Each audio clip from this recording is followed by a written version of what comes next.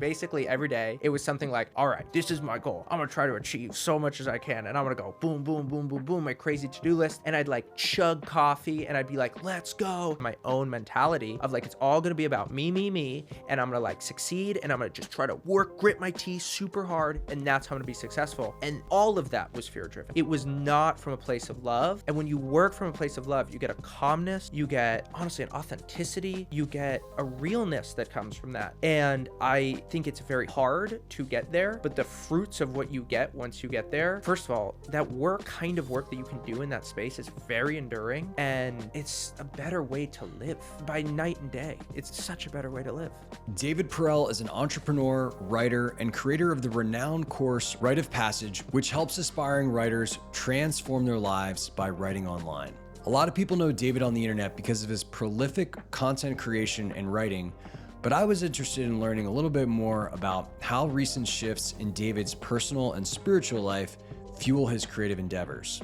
In this conversation, we talk about David's faith journey and how it's helped him become a better leader and step even deeper into his purpose. We also talk about interesting ideas such as the modern information diet, the way of the butter knife, and why being lazy might actually be a superpower. Before we get into this conversation, I want to ask you to join this amazing community of consciousness explorers. This whole idea of pursuing expanded consciousness and the boundaries of human potential while living a modern life is relatively new, which is why we interview revered masters, teachers, experts, and practitioners to help you on your own journey. To stay up to date on the latest conversations, simply click subscribe below and you'll be notified each time a new episode comes out. I am so grateful for all of your support and comments. I love reading them. Now let's dive into this conversation. David, my brother, it's great to see you, man. Great to see you. Great to see you. It's funny, I was thinking about how we were on that mountaintop in South Africa and just what a beautiful hike that was. You know, I got to call this story out because it was very special. It was you, me, Ben Matthews. Yep. And we had just spent an hour climbing to the top of this idyllic mountain in South Africa, and being the recovering type A productivity people that we are, I think me and Ben were like, okay, where's next? Where are we going to go to next? And you eloquently jumped in and were like, hey guys, let's just be. Yeah. Let's just savor this moment. And that was really special. That was beautiful up there. I mean, we had the whole view of Cape Town. Cape Town is magnificent. And yeah, it was just felt right to just chill there for a little while. You don't usually get views like that. That was a special moment. It was. That was a really special moment. And I feel like there's moments like that that solidify a friendship. And I feel like that's, like, you and I are so far above in terms of a quality of a relationship versus how much time we've spent together because of moments like that and just one trip literally to the other side of the world. I agree, man. There's something special about those prolonged weekend trips with people where you can really go beyond the surface and drop in and experience someone fully. Yeah.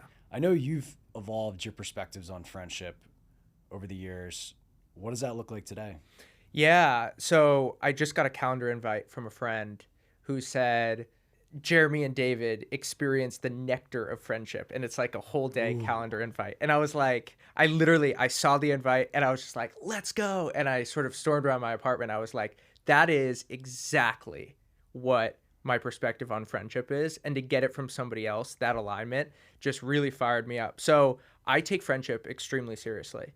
And I have a few friends who I've said very directly to that I will just do anything for them at any moment, and the answer is always yes. I've chosen this group very carefully, and it has made those relationships so deep. And I think that what's really hard is to say yes to certain people and events and things. You have to get really good at saying no to others. And every time you say yes to something, you're saying no to every other thing, every other way that you could use that time.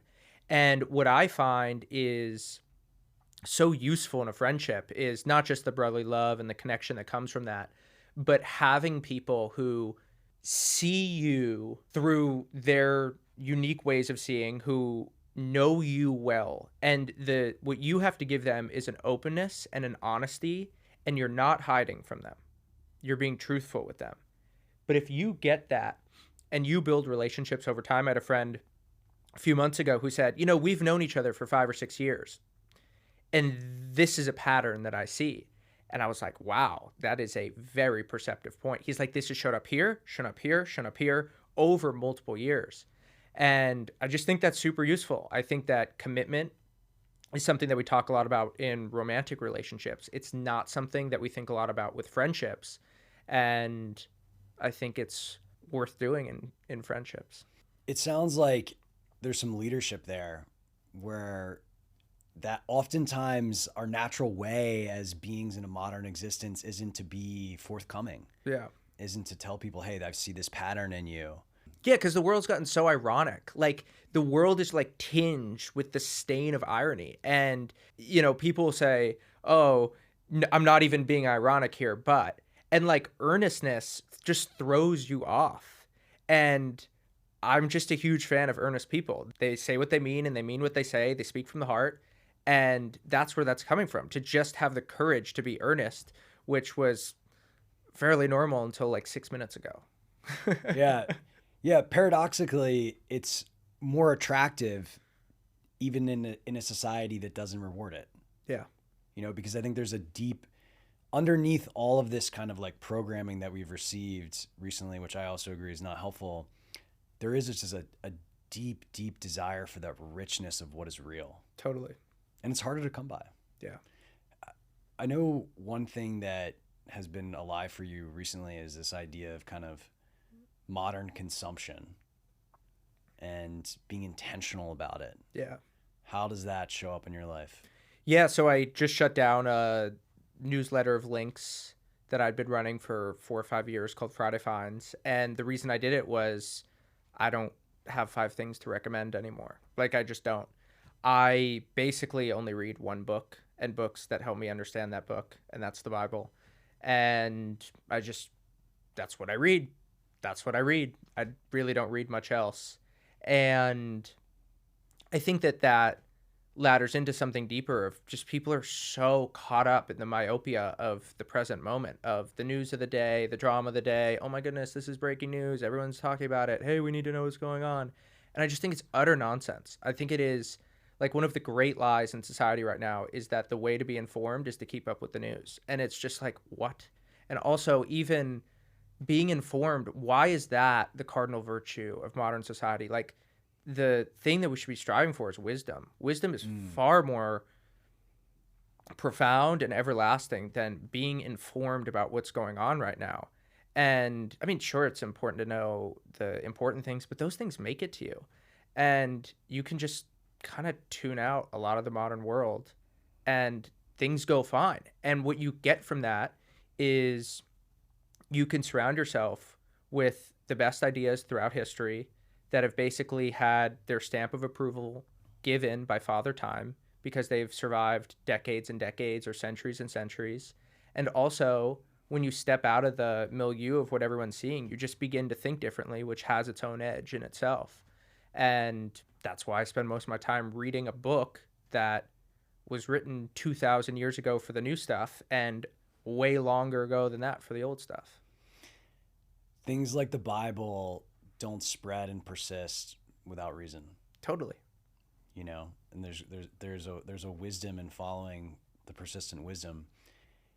I know that this interest, curiosity, dare I say love, for of course, for the Bible and for your faith is something that has been emergent for you in the past year. Yep. Is that right? Yeah. So I started exploring Christianity about 5 years ago, and basically with the intent to understand it intellectually and learn about the Bible in the same way that you would read Plato's Republic or Hegel or Nietzsche, right? It's like, hey, any educated person needs to know what this says and what it means. And there's just no question that Christianity is at the bedrock of Western civilization. When you look at law, when you look at morality, when you look at how people think, a lot of that is from the seeds and the soil of Jesus and Christianity. But so I was like, okay, that's interesting. Let me learn about that. But it was purely intellectual. And as I got into it, basically my goal was to know more about Christianity than the Christians so I could tell them how wrong they were. I had no intent of coming to faith at all. And I started off actually not reading the Bible. A lot of people ask me, hey, where should I start with the Bible? I think for some people, the Bible is a good place to begin. For me, it wouldn't have been. I needed to understand, hey, what is Christianity's relationship with culture? How could Christianity even be true? Like this like pie in the sky fairy Jesus guy, God, like why would you ever worship that? Makes no sense. And then as I got into it, I actually moved to Austin. So when I was in New York, I was looking at sort of the cultural relationships with Christianity and the secular world. And then as I moved to Austin, I found out about this thing called the Bible Church movement, which I didn't know about, and it's basically born out of this seminary school called Dallas Theological Seminary, and the church that I now go to here is a non-denominational church, and the whole idea is you're going to be very, very rooted in Scripture. And there is a line at the beginning of the book of John, which is the fourth gospel, and it's literally John chapter 1, verse 1, and it goes like this: In the beginning was the Word, and the Word was with God, and the Word was God. And it's my favorite verse in the Bible. And what I love about it is that Jesus is the Word. Jesus is the logos, the logic, the reason. And I was like, what? Like Jesus is in words. And I felt like my whole career being around words and teaching writing had almost been a lead up to that sentence, to that idea that Jesus is the Word, and the Word, Jesus, is with God, and Jesus is God. I'm like, what? This is crazy. And you read the Bible in very particular ways. Like there's all of these themes and these patterns that if you're not really cued in, you miss. For example, in the Bible, when people go east, something bad is about to happen. It is like a little thing that you can pick up on. Also, cities, Sodom and Gomorrah, Bethlehem, a city often implies that there's going to basically be a hotbed of sin and bad behavior. And I had a mentor here who said, the way that I'd always read, right? This is the way the secular world reads, right? It's how much can I read in a single sitting, in a week, in a month, in a year? How much can I read? And he was like, what do you want to read today? And I was like, well, let's read, say, John chapters 1-4. He's like, wait, we're just going to do verses 1-4 for 2 hours. I was like, what are you talking about? He's like, let me show you how to read the Bible. What you do is you look at the Greek words and you follow the original etymology of certain Greek words. And I could share some really cool examples there. And then like you actually look at the context and you look at different ways that they're translated through different versions, the ESV, the NIV, whatever. And then you look at the context and you actually spend like 20 minutes with a sentence. And I was like, you can't read a book like this. And he just taught me how to read the Bible like that.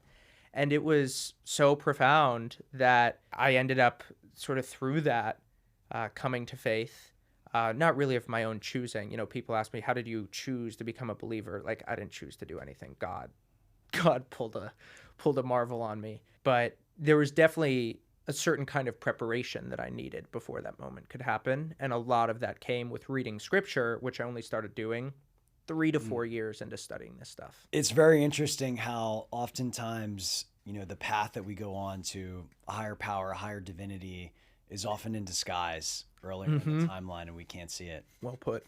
And was there a particular moment when you just had a true spiritual experience, as someone growing up in a church who spent many Sundays in a pew, who did a Bible study in college, I've learned that there's a distinct difference between having a religious experience and a spiritual experience. And I'd be curious to hear about what that moment looked like for you. Real quick, can you define the difference between religion and spirituality? I think religion is a entity that has been created by man for the purposes of bringing us to a higher truth, a capital T truth. I think spirituality is actually a direct connection to that. So it is Religion often intends to get us that experience. It sometimes falls short. Sometimes it's successful. Cool. Yeah. So, okay. So I had a very, very profound moment. So we were together in late March. I think it was probably March 28th, and the dates matter here. I think we did that hike on March 30th. And basically, come February of 2023, I just fell into the darkest despair, the darkest depression of my life. I lost all bearings. And there's two ways I think about it. The first is a Jenga tower that had just collapsed.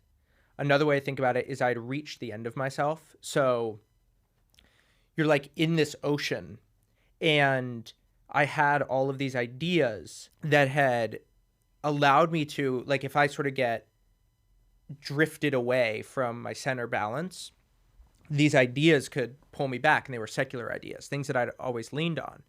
But I realized that, like, the current of despair got so strong that I couldn't swim against it anymore. And I was like yearning for a life raft or an anchor, and I couldn't find one. And I remember calling my sister on March 19th of this year, and I said, Sabrina, I've gone insane. Totally how I felt. Like, I swear I only saw in black and white for 5 or 6 weeks. It took me an hour to get out of bed in the morning. I had no desire to live, to be, to do anything. Like, it was pure nihilism. And I thought about the darkest thoughts that I'd ever thought of in my life. You know, like, is it even worth living anymore? And I remember that Sunday morning, March 20th, waking up, and the way that my church does its services is there's a Bible open on the pulpit, and we work through a book of the Bible, one chapter at a time, maybe half a chapter at a time. So right then we were doing a book called 2 Corinthians, which is one of Paul's letters to the church of Corinth. And we were in chapter 7, and I always go to the 9 a.m. service, always. But on this particular day, I'd been out late the night before, and I woke up at around 8:50, and I went to the 11 a.m. But I listened to the live stream of the 9 a.m. service, and I was walking the river in Austin, and something felt different. It was like this cold heart that I'd always had that was defensive and that had this giant wall and these sort of weapons against the wisdom of faith, truly. They had almost been suppressed, and my heart was open. It was very sort of tender, and I just felt like I could, you know, those moments where you're sensitive in almost a supernatural and divine way. It's like all of a sudden you can hear things, you can see things that, like, normally you're not perceptive like that. Like, I've noticed the same thing after I go hunting. Like, if I'm hunting, I notice, like, after day 2, I'm so aware of how the nature is moving and, like, the different layers of a forest or of a desert in a way that, like, if I just show up and I start looking, I'd be like, what? And it happens in a very dramatic way. And I felt like I had that spiritually. So I showed up, and I have lived in a lot of different places. I've lived at 5 houses in San Francisco growing up, North Carolina, 5 more places in New York, 3 places in Austin, right? I've lived in, 13, 14 different houses in my life.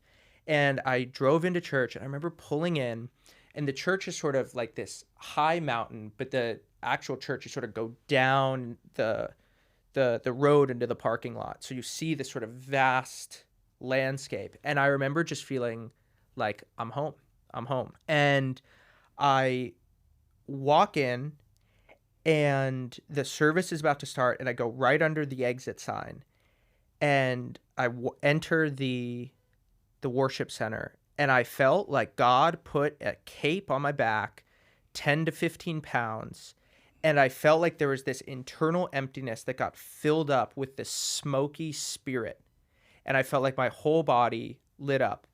And as I was walking in, I said to that Bible study mentor, who I know very well, Brian, I said, hey man, I'm just going through a really tough time. I got to sit with you. And he knew that. He had sort of been helping me through this.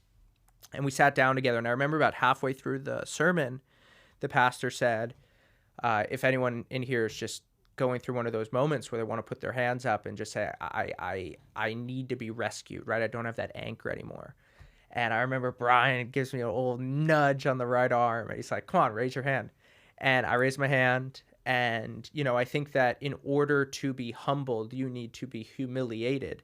And that church has 2,500 people in the room, and you're just raising your hand. You're just like, I'm at the end of myself. It's not a good feeling to do that in front of hundreds of people. And by the time I walked out, I was a believer. I felt like, I remember just sitting down after, and somebody came up to me and said, "Are you okay?" And I was like, "Yeah, I don't know what I'm experiencing. I just need some time alone." And I walked out and I looked at Brian and I said, I think that was it. And then we were in South Africa about 9 days later, and I was trying to figure out exactly what it was. And actually, we were together. We did that hike on a Tuesday or a Wednesday. There was a Wednesday, and then the next Sunday I went to church in Cape Town, and I felt the same Holy Spirit that I'd felt in Austin, Texas, 12,000 miles away. And I was like, whoa, if I can feel the same thing there as I feel here, there's something really deep going on that transcends this earthly realm. And wow, my life really pivoted since then. That's beautiful, man. Thank you. I had no idea that you were going through all that. I'm honored to be sandwiched in those two moments. Crazy. And, I love the phrasing of reaching the end of yourself. I don't know if you probably heard of Maslow's hierarchy. Yeah.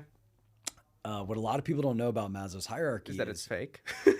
Well, there's that, but also towards the end of his life, above self-actualization, he put self-transcendence, right, which is going beyond the me, going beyond, that part of us that just wants to be right, wants to be perfect, thinks it's all up to us, right? Yeah.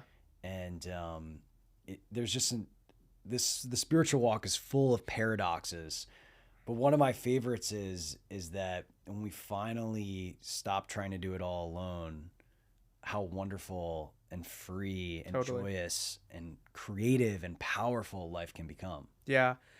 I made a joke that I think Maslow's hierarchy is fake, but I actually think it is like an incredibly destructive idea. And I think that because this idea that spirituality can only be achieved once you have all your material needs met is, first of all, not true. And second of all, it's very unchristian. So I'll give the sort of the secular based take, and then I'll give you the Christian take. Actually, they sort of align really well. Like, the Bible through Jesus says, "Blessed are the poor in spirit, and it is the meek who shall inherit the earth." And who was Jesus? Jesus was a carpenter. And I think Matthew is a tax collector, right? Like, throughout the New Testament, it is the people often at the bottom of society who end up being the kinds of people who do the miraculous things in the story of Jesus. I mean, even I was reading Luke 2 yesterday, and it is the shepherds who find out that there's going to be a sign that Jesus will be delivered. And who are the shepherds? They're sort of like modern day truck drivers. They're very sort of nomadic. They're sort of normal people. And it's just sort of a normal job. Like, they're not like the kings of the earth and all that. And what I think is so unbelievably destructive about Maslow's hierarchy is this idea that you would need all of this material prosperity before you can even ascend to the spiritual realm. And I take issue with that, because once you have a deep spiritual centeredness and it's true and it's rooted, it invalidates the material realm in a lot of ways. That isn't to say that taking care of other people doesn't matter. It isn't to say that there are certain great things about materialism. Of course there are. Of course there are. My life is a testament to that.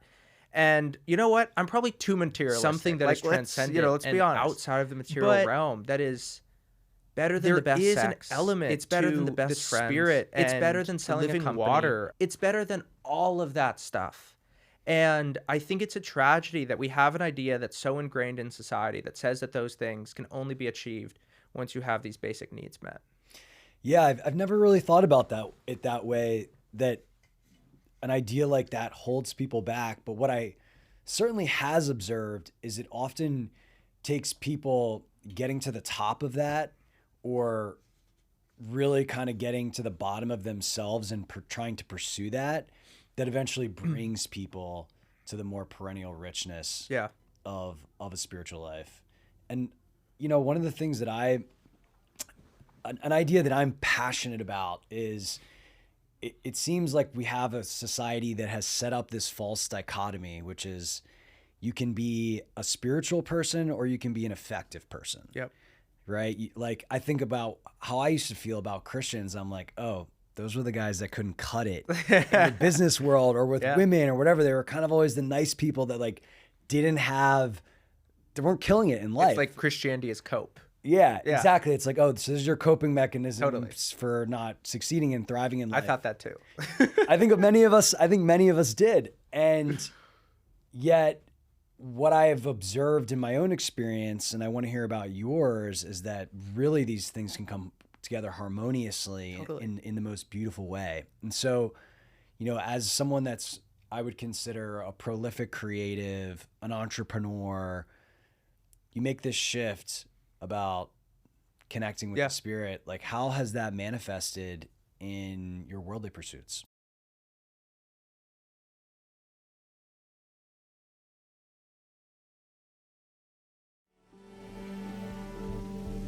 I hope you're enjoying this conversation so far. If you like what you hear, let me know by clicking like, subscribing to the channel, and responding with a comment around something that you found interesting in the conversation so far. In addition to these videos, I do a lot of writing on the exploration of consciousness and my own personal revelations in my newsletter called Consciousness: The Doorway to Human Evolution. To receive these updates and more, all you need to do is simply head to the link in the description below and you'll be added to the community of 20,000 plus consciousness explorers receiving weekly ideas and inspiration in their inbox. I look forward to hearing from you there. Now let's get back to the show. I think that spirituality and otherworldly things and the transcendent should ever feel like a luxury good. And my worry is that this makes it feel like a luxury good, that you can only get there later. And I agree with you that there's a lot of people who have material success. And just like us, we had some. You sold your company and went through all those challenges during that process of trying to sell it. And you said, oh my goodness, I don't know that I want to be running SaaS companies for the rest of my life. I don't know that this is the meaning of my existence. And we have a lot of friends in our social circles who are very similar.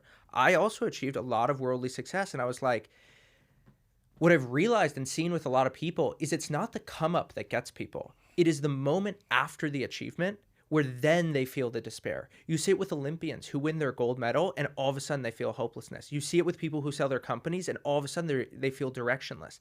That is the moment that I really worry about people. It's paradoxically at their moment of greatest elation and achievement that I worry about people the most in the months that follow it. And like I said, I just worry that Maslow's hierarchy frames this in spirituality as a luxury good.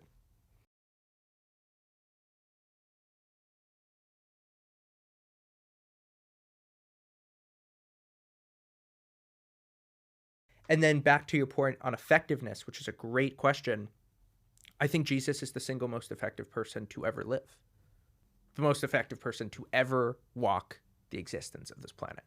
And when you look at his life and what he was able to do, how much joy and how much wisdom he has given the world through his life.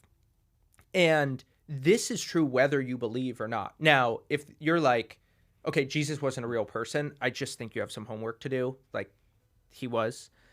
Whether he was the Son of God or not, there's some very interesting conversations to have there, and there's some actually very reasonable ways to push back against that.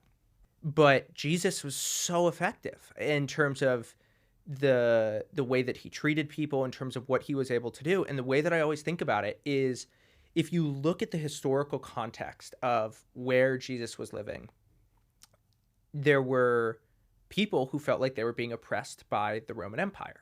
And here you have the biggest, most powerful empire the world has ever seen. And so what do? Well, the Romans have an incredible army, so we need to have an army that's even stronger. They have incredible admin, so we need to have admin that's even stronger. They have a powerful king, we need to have a king that's even stronger. We need to fight them in worldly affairs. And the wisdom of Christ is it's not by might or by power, but by spirit and spirit alone. Ruach is the Hebrew spirit, ruach. It is through the breath of life that the Roman Empire is taken down. And that is just like, what? And no matter what you think about Christianity or the story of Jesus, the fact that the Roman Empire was taken down by the echoes of this guy's life is surreal. It is surreal. And there's a real effectiveness there. I've never thought much about that, but that is profound. I think the way that I think about what I find so profound about Jesus is that let's just take the story, for example, of the fisherman. Yeah. Right. And if you were to take any human and go, okay, hey, we need to catch a lot of fish right now. It's like, cool, we need to buy more nets, or we need to get more boats, or we need to get whatever. And in being with the Spirit, he was able to figure out he was able to basically manifest an innumerable number of fish in these guys' boats to the fact where the boat was almost sinking. Yeah. And I think it was God moving through him. Yeah. Right. And like, to me, like, that is like what is so powerful to me. When I think about like this concept of Jesus and effectiveness, it's like this entire new way of doing things that we can't even conceive of, that are available. Like, one of the things that I think a lot of people forget is when Jesus talks about like the things that I can do, you can do too, and more. Like, I think we all have that some level of potentiality there that is closer to the miraculous things that he achieved on earth. And the more we align our life to be these beacons of love and allow the Spirit to move through us, the more that that can show up for us. Yeah, I'll make this super concrete. So start off, quick history lesson. So there's the first temple, there's the second temple. And the whole idea in Judaism is that the Messiah would come and he would rebuild Solomon's temple. That would be the third temple. And Jesus comes along and says, no, your body is a temple. My spirit is in all of you. It's not in a place. It's all around the world. It's not with you just when you're worshiping. It's with you 7 days a week. And the Holy Spirit is something that you begin to feel and interact with hundreds of times every single day after you become a believer. And a way that this shows up very, very tactically in terms of effectiveness is there's somebody who I wanted to do a business partnership with, going back a year and a half ago, super tense. Like, the way that this went down was not good. We stopped talking. And then I wanted to re-engage with them, and I sent them a text and I said, hey, let's re-engage. Here's what's going on. And right before that, I just said a prayer and I just said, Lord, grant me the wisdom to say what needs to be said and do what needs to be done so that so that we can come together and free the tension of what happened. And I sent this text and I just felt like it still wasn't complete. And I didn't get a response for about an hour. And I was like, what's going on? Went back, said a prayer. And I was just like, you know what? There's a humility that needs to shine through here. Sent a 40-second voice note of just like really thinking like, what is the Christ-like thing to do here? And the answer is almost always to go the humble position, to go low, to do the unprideful thing. Pride is the root of like basically all conflict. And I sent that voice memo and I got a response like, wow, that was such a sweet note. That was such a sweet note. Thank you for sharing that. Of course, let's hop on FaceTime and let's have a chat. And this conversation could lead to 6 figures in revenue. And I don't care about the 6 figures in revenue. I'm just trying to prove a point of like, that was a moment of extreme effectiveness that I was only able to access because of the Spirit of God. That's beautiful, man.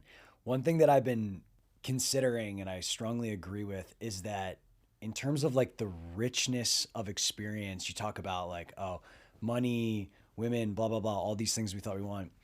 It's, for me at least, like it's less the what you achieve, but the how. Yeah. Where the true nectar or richness is, right? It's the moments of synchronicity, or it's the following in intuition and then something unfolding like that, or the, you know, living a Christ-like way and then the situation shifting in a way that you didn't anticipate. It's that dance that really makes life fun. Totally. And rich. Yeah. What's an example of that for you? Oh my gosh, man. I feel like I have them all the time. It's the most beautiful thing.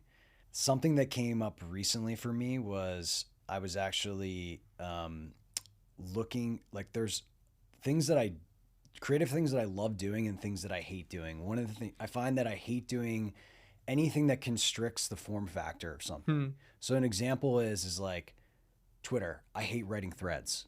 I hate like taking something and being like, oh, I got to put it in this little format because I know that this gets promoted. But at the same time, I want ideas to reach people. Yep.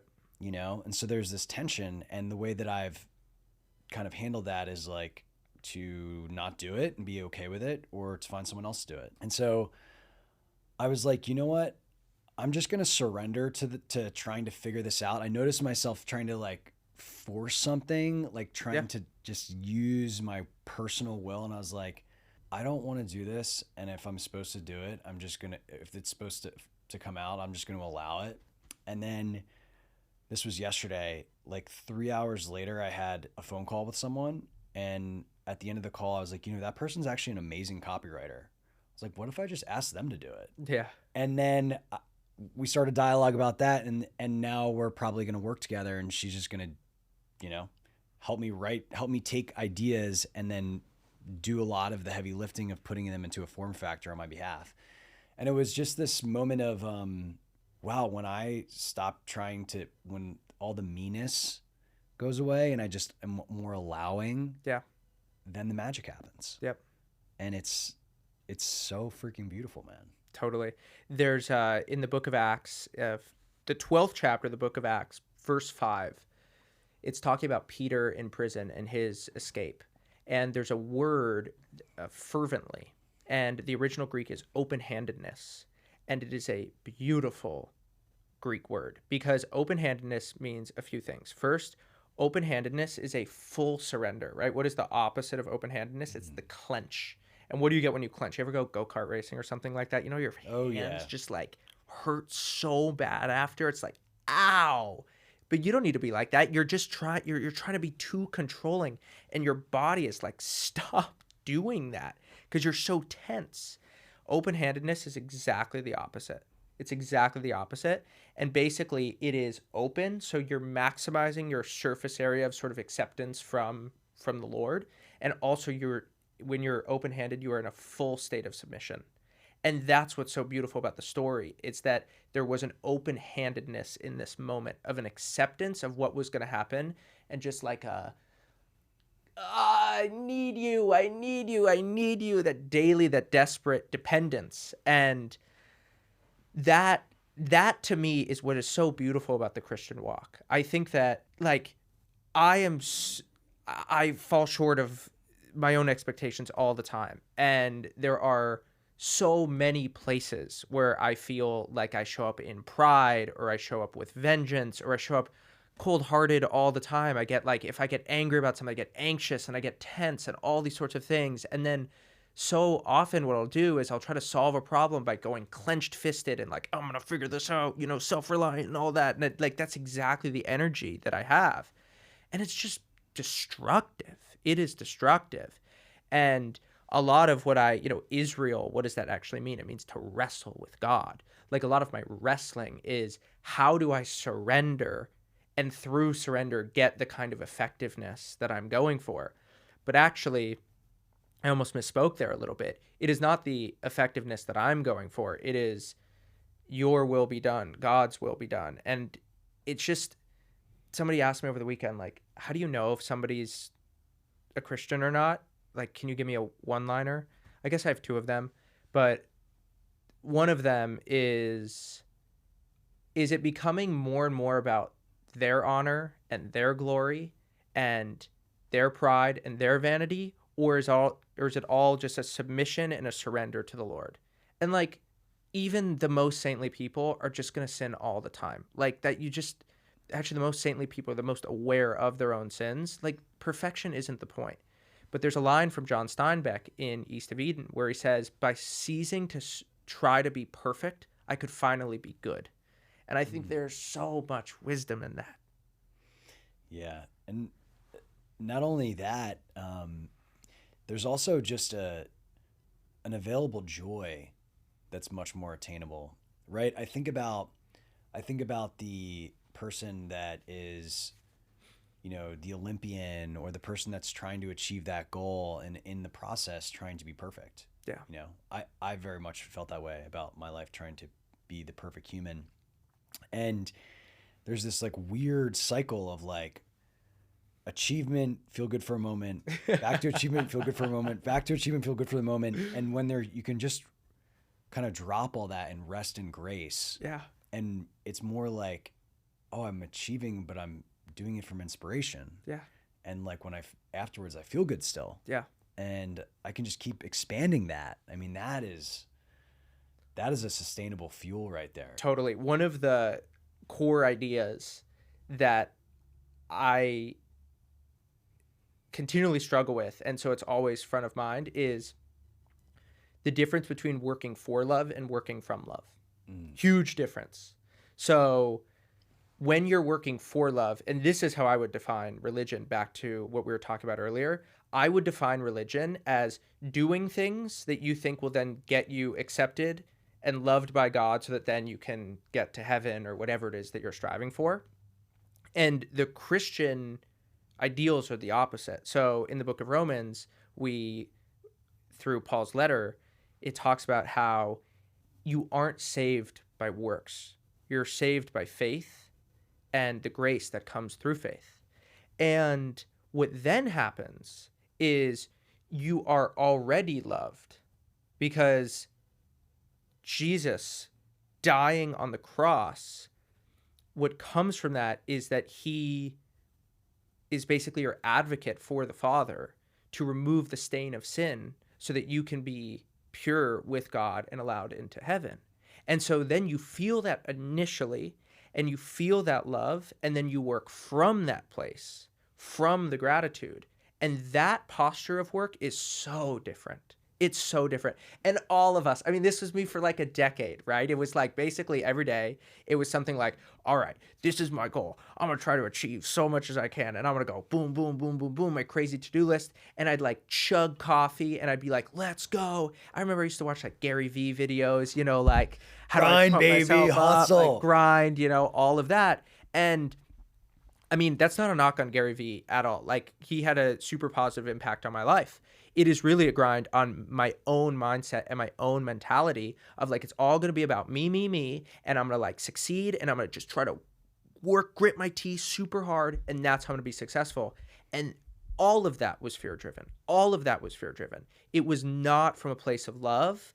And when you work from a place of love, you get a calmness, you get honestly an authenticity, you get a realness that comes from that. And I think it's very hard to get there, but the fruits of what you get once you get there, first of all, that work, the kind of work that you can do in that space is very enduring, and it's a better way to live by night and day. It's such a better way to live. I couldn't agree more, man.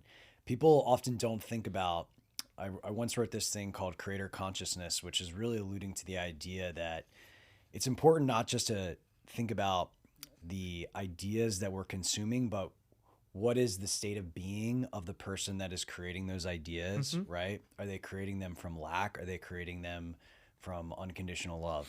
Totally. Very, very different. Totally. And I don't know if you have this experience when you read the Bible. I literally can feel the essence of a text in my body when I pick it up, right? Yeah. And like, so, if you get into the world of kind of metaphysics, there's this idea that everything's energy, everything has a frequency. you can tune into that frequency when you're reading something. And so, yeah, I feel like it's an idea that doesn't get brought up enough, but it's so important. It's very hard in today's world to try to understand that distinction of, is this person creating from love? Are they creating from trying to get something, using something as a means to an end? But I feel like the more we are observant of that in ourselves and the way we approach our own creations, the more easy it is to start to pick up on those cues around us when we see that how people show up in the world. Yeah, totally. I think just a little way to think about this is the people who write about self-help are always their opposite. So the person who writes about stoicism is probably the least stoic person, right? And it's sort of unfair because people say, oh, you write about this, therefore you must be the most of that. Often they write about that thing because they're the least of that. And I think that when you think like that, you just give people a lot more grace and you have a lot more compassion towards their own flaws and shortcomings about the very things that they write about. That's interesting. I would argue though that there are some people that seem to focus on something that resulted in a profound shift in their own experience. Yeah. So now that you have this kind of new perspective and view of the world, how is it showing up in your work at Rite of Passage? Yeah, totally. I mean, geez, like the question that I am very driven by is how do you enable creative expression? But even more importantly, how do you get people to surrender to their nature? And whatever that is, it is 1 Corinthians chapter 12 that talks about spiritual gifts. And the idea is that every person has a spiritual gift that they're born with.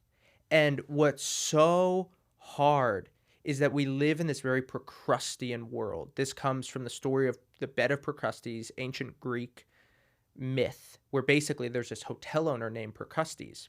And instead of conforming the beds to the people, he conforms the people to the beds.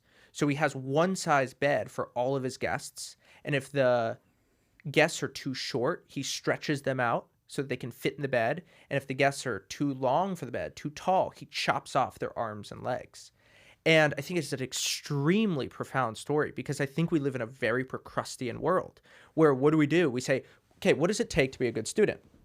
To be a good student basically means that you are pretty good at a bunch of different things. So you have a way better GPA if you are like solid at math, solid at science, solid at English, solid at language, versus if you are just like a genius in one capacity. Like a genius in one capacity, they're going to do terribly in school. So from the very beginning, the mindset is you need to try to be good at everything, and then you need to conform yourself for all these different subjects. And it just is not a good way to be, because the core thing that I think you're trying to understand is actually exactly the opposite. What is the thing that comes extremely naturally to you that is fluid? And now that isn't to say, this is where that gets misinterpreted. Fluid. Oh, so you're saying that being successful at whatever it is that you do, being world class, it's going to be easy? No. It's going to be incredibly difficult, but you're going to be excited about the challenges that are presented. You're going to be fired up about that. So I'll give you very practically. If I have an issue in my business around, say, how we're going to think through tax strategy for the year, it's just like an absolute pain for me to solve. It just like hurts me. It just destroys and rots my soul. Now, other people get really excited about that. And I feel like I have to earn every single piece of wisdom and knowledge in that area. Okay. Other people are good at that. Now, for the How I Write podcast, which I recently launched, which is like the most I've ever been aligned with work in my life, the most magical things are happening. And it's just like, I cannot believe that person's coming on the podcast. I can't believe this, that. And it's like, it's so, yeah, I'm working hard, but it's like, it's easy. It's in the flow. And like a great example is when I did the interview with Mark Andreessen, I knew that we were going to have to set up that set. And so I knew that we was going to have to set up the set from scratch. So I basically ransacked my mom and dad's apartment, my childhood home. I put carpets in the car. I got all my mom's pottery, you know, flowers, stuff like that. Like take it from the kitchen, the living room, my mom's bedroom. And they're out of town. I didn't tell them. And then like I pulled over for breakfast, and like one of her beautiful vases like splattered all over the ground in San Mateo, and I had to call her. I was like, oh my goodness. But then that whole set, like the design, the construction, under the stress of interviewing somebody like this, it was so fun for me. It was so fun. And You felt alive. I just felt like I feel like we did a pretty good job. It comes easily to me. And I'm like, that's what I'm looking for. I'm looking for the things that problems that I can't wait to solve, and things that just have that natural grind. And sometimes it's small shifts. So, two examples. The first is you have a knife. Well, okay, but if you're using a butter knife to cut butter, fluid. The second you start using that same tool to cut a steak, you're like, this thing doesn't work. And I think a lot of people are butter knives who are trying to cut steak, and they're like, oh, this isn't working. They're like trying so hard. It's like, just go find your butter, man.